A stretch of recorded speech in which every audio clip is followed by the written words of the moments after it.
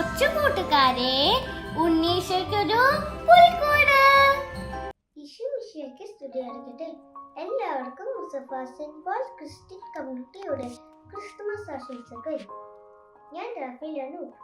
വിശുദ്ധ ലൂക്കായുടെ സുവിശേഷം 1 അധ്യായം 42 തിരുവചനം പറയുന്നു. അവൾ ഉദ്ഘോഷിച്ചു, നീ സ്ത്രീകളിൽ അനുഗ്രഹീതയാണ്, നിന്റെ ഉദര ഫലം അനുഗ്രഹീതം.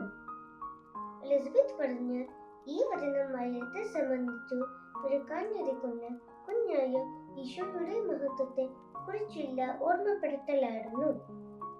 ഈ വചനം നമ്മോട് പറയുന്നത് ഈശോയുടെ ജനനം ലോകത്തിനാകെ ഒരു വലിയ അനുഗ്രഹമായിരുന്നു എന്നതാണ്.